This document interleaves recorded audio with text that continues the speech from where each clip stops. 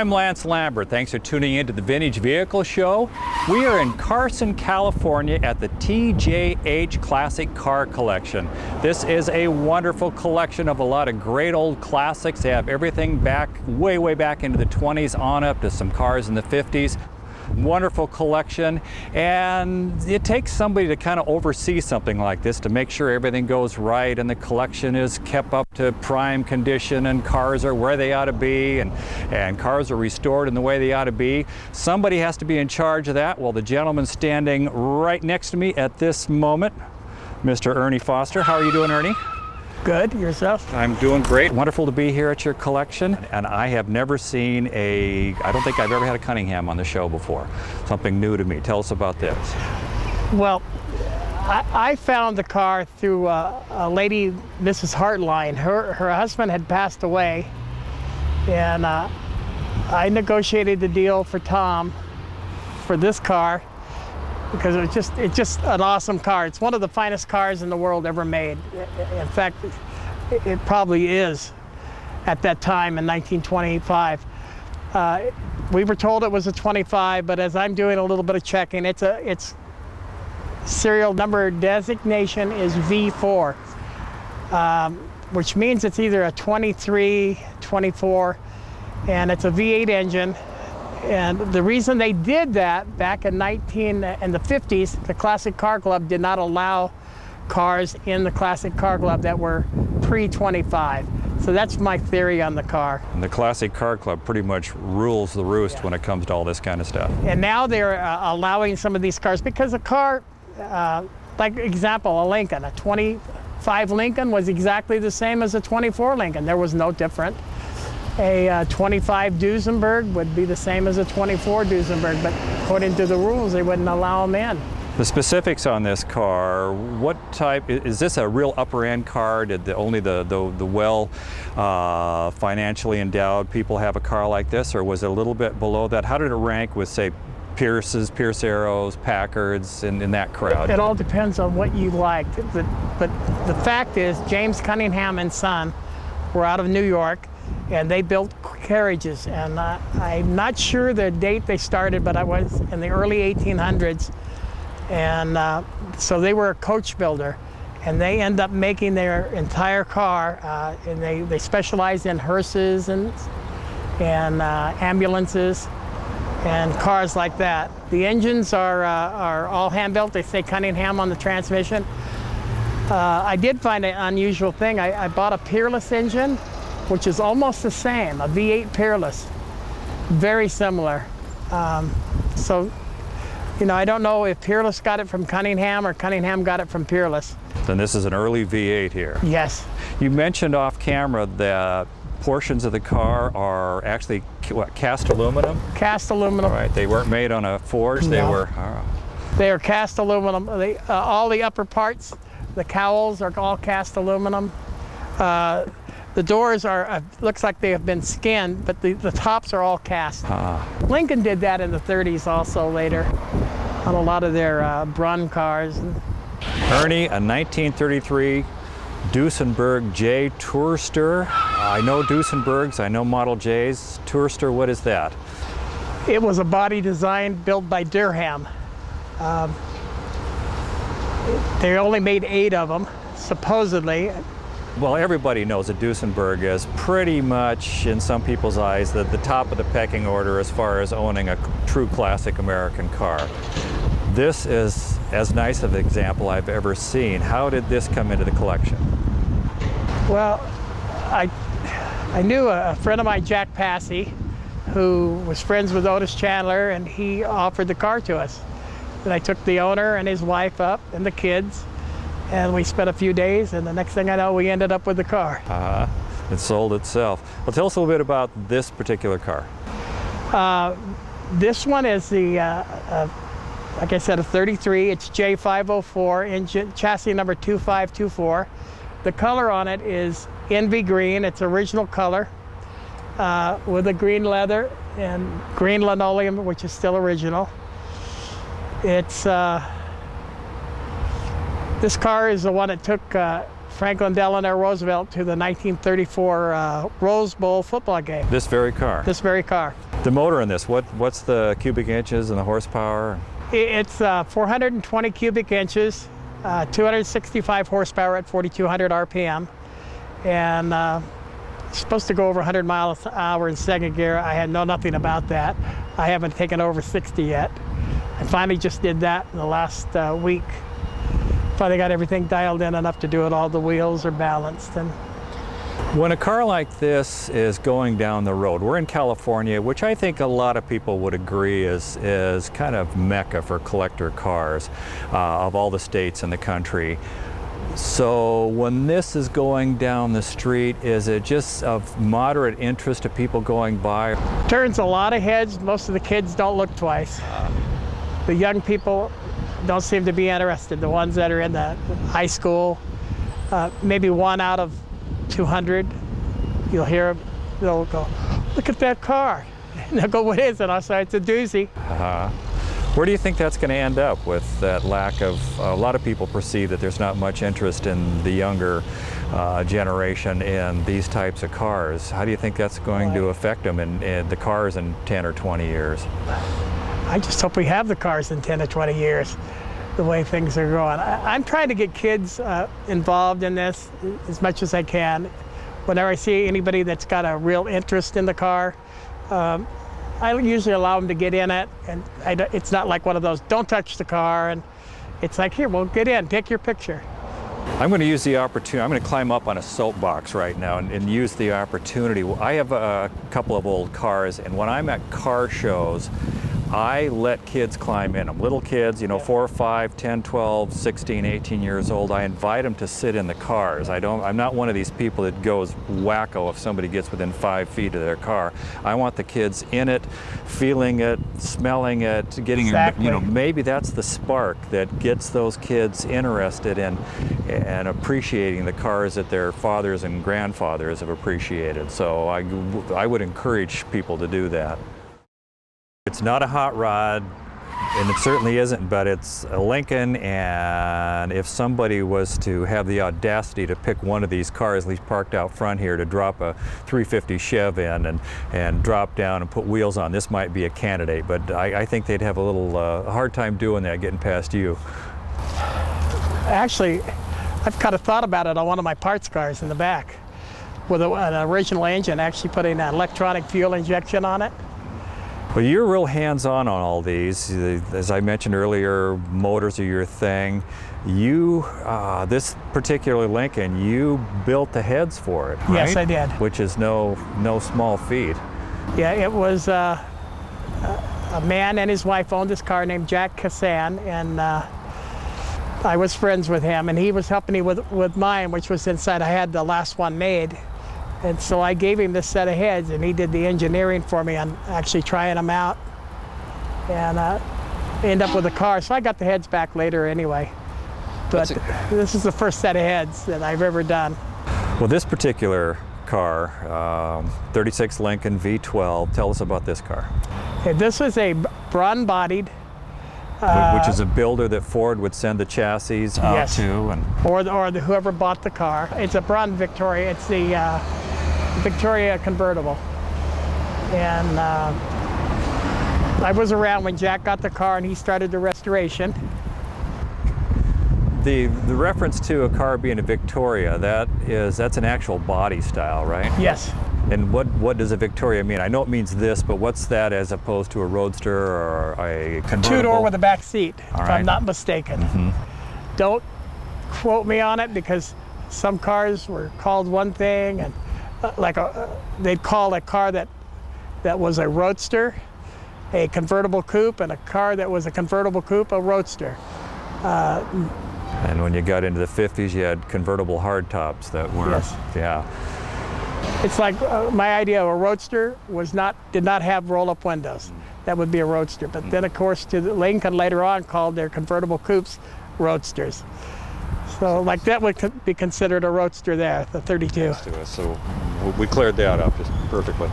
Lincoln was obviously a luxury car, was competing with Packard and Cadillac, but it was manufactured by Ford, who at that time the company was thought of as still being a affordable, somewhat conservative cars.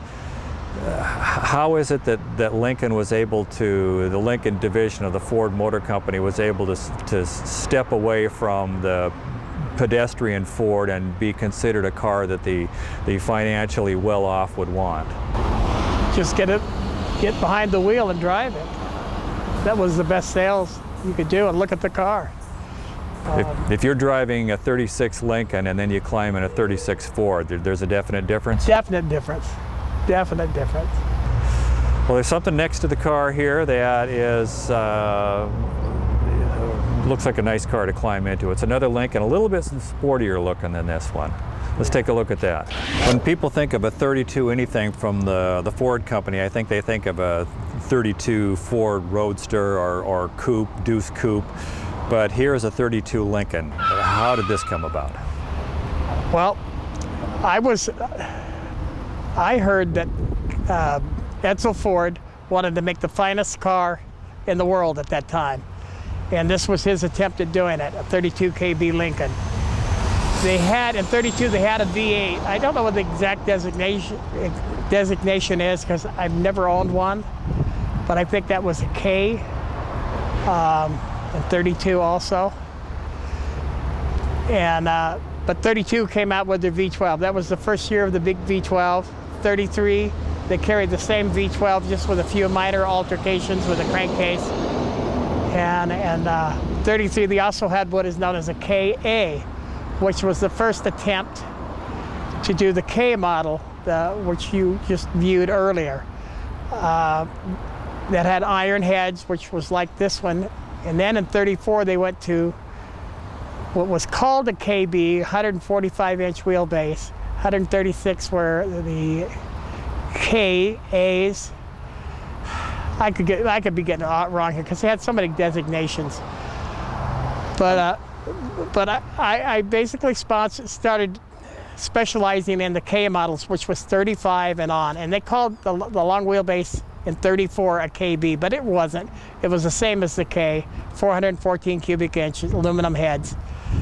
And well, with those kind of numbers, the performance on this, in 1932 with this Lincoln, was the idea that they wanted fast acceleration and some real performance, or was it more of just a luxury ride, or was it a combination of the two? It was a combination of the two, because this is a very fast car and it's very smooth. I just drove it to the last car show we went to, which was down at LA Airport. And it was just beautiful. It was smooth. It has tonneau bars on the top. Yes. That seemed to only go with, correct me if I'm wrong, with the higher end convertible tops. Why is that? Why is the tonneau bar there? I know it's the mechanism for putting the top down, but you know, it looks like kind of it looks great, but it looks like an afterthought. Why are those on the car? I am not quite sure. I know that there's different designs, different bodies that were designed by, like Murphy, if I'm not mistaken, does not have the tonneau out there. There were a few other LeBarons that did not have the tonneau on the outside. They would be on the inside. It would be really to the designer, whoever designed the car, what they felt was better at that time. That's the only thing I could figure out. I'll tell the general public that this one's a cut above. This one's a little bit special. Oh, this car is really, really, really special. This is a V12, which of course is one of the things that makes a Lincoln different than a Ford. Were all the Lincolns V12s? No, they were not. Well, the more money you paid, the more cylinders you got. Not necessarily. Some of the expensive cars were in the early, they were V8s also. Lincoln, I think, started in 1920 with Leland Lincolns and went to Ford in 23 or 24. Don't quote me on it for sure, but it's 23 or 24, and they came to the Ford Lincoln then. And they were then considered the L models.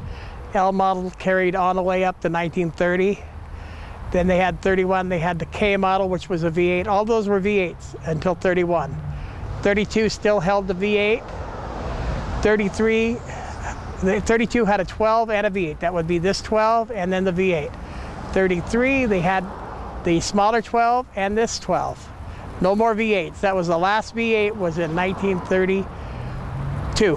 Off camera, you mentioned the heads on this were cast iron and some of them were aluminum, and there's a difference between which ones had what and why they had it? The last cast iron heads made were 1933.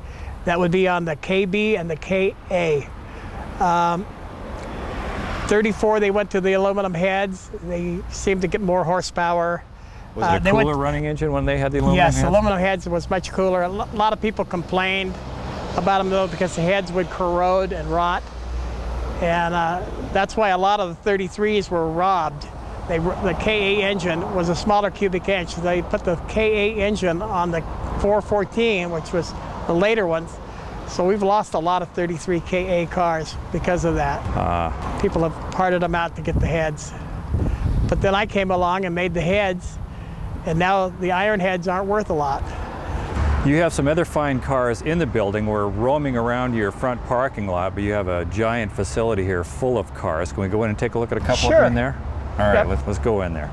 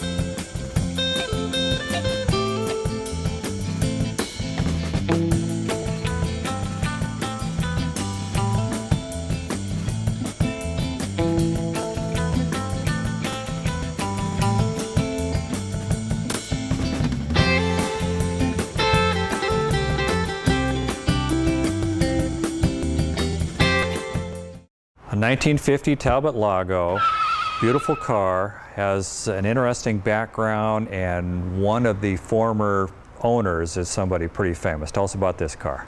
I got it along with the Duesenberg at the same time, and that famous owner was Phil Hill. This car was owned by Phil Hill. This car right here was owned by Phil Hill, and the person I got it from was pretty famous too. In the car world, that was Otis Chandler. Oh yes, yeah. Yeah, He just recently left us. yeah, so did Phil, both of them. But this car still has the original spare tire in the trunk. It's never, ever been out of the trunk, as far as I know. The Paris linkage on this, link to Paris, what's that about? Well, I was only 1 year old then, so I wouldn't know much about it, but it was supposed to be the Paris Auto Show car on display. This car, I don't know, I was never really thrilled into it until I started working on it. We got into the transmission. What a mess the transmission is on this until you get them going right. Once they're right, they're beautiful. What a great car to drive now. We got a few other little bugs to work out on it. And this car's going to be a top-notch driver, and then maybe we'll put it back to the black like it was originally. I see Talbot Lagos around at Concours and a few private collections, but they're certainly not plentiful, say, as some of the Lincolns are. How are Talbot Lagos seen within the hobby? Is this at the same, you know, if you have a Duesenberg, you should have one of these, or there's no comparison between the two, or we're talking apples and oranges? I really don't know. I didn't know much about the car until I started working on it. And we put a group of people together who really didn't know a lot about it. We did a lot of research. And when we got into it, a lot of the people who supposedly knew about it didn't know about it. And that was the big problem. And then once we got the transmission right, then we said, wow, this is a great car. This is really a car ahead of its time. And so now I have the last little issue is the steering. I'm going to tighten all of that up, no more shaking, whatever it was that does that, it's very minor. And this car's got to be ready for the road and painting or whatever else we're going to do with it. Ernie, I appreciate all the cars that are in here, the Duesenberg, the Lincolns, the Talbot. They're all really special cars, but I like the 50s American cars. I realized that if you sold that Duesenberg, you could buy probably 40 of these, even though this is a Woody. 53 Buick Woody wagon. I love these cars. Tell me about it. The owner bought it. I didn't even know it was coming, and I wasn't real happy at first, but when it got here, it rolled out of the trailer. Part of the transmission mount fell out with it. So first thing I did was get the transmission going, get it running pretty nice. And once I started driving it, I said it wasn't bad. It wasn't a bad car at all. And then I put the shock absorbers on and did that. With the shock absorbers back the way they were, what a great car. I've taken it to a couple of Woody shows now, and it's been a dream to drive. It's not a real top-notch restoration. It's supposed to be a lot of it original. The paint's not original, as you can see. But now with the transmission and the brakes right, at least it'll stop. And it runs great. The mystique of a Woody, they're warm and fuzzy. Everybody likes them. They cost you a bunch of money back when they were new, but on the other end, they're hard to maintain. You've got to do the wood. The maintenance on them, the restoration costs are really high. A friend of mine just had a 48 Chev Woody wagon restored, and the bill for the woodwork on it was $88,000 just to have the wood redone on this car. What makes the Woodies so special, do you think, that people would be willing to do something like that? Well, I don't really know. You might have the wrong wood guy. I'm just doing an entire Brun Lincoln, not to change this up. It's only running about 12 to 15, and it has a lot of wood in it. Mm-hmm. But then again, I don't know enough about the wood. They're just great cars. It's like they're a little noisy, the ones I've been in, but other than that, they look good. They're fun. They kind of bring back the Beach Boy days. Right. Well, you talk about doing some of the wood here yourself, and you being the motor man here, you're doing a lot of stuff here in the garage. Yes. If a car rolls in, be it a Duesenberg or a Buick, can you pretty much handle everything here? What I try to do is find the people that are specialists, and I kind of delegate everything to people that specialize in what we're doing. I do the engines on the Lincolns. We have several people that help me on the Duesenberg engines, and it's like making a movie. You get the different departments, and you kind of put a restoration team together, and we go from there. Because for one person to do it, it's just too many years to do. I know you're real proud of the crew here. You've introduced me to everyone, and really, you're not taking the credit for everything here. You're definitely saying this is a team effort here. You know it. I'd be nothing without them to help me. You know, I have the knowledge, and a lot of my friends, I'm on the phone, they help me out. It just, if it weren't for people that love cars, I wouldn't be able to do this.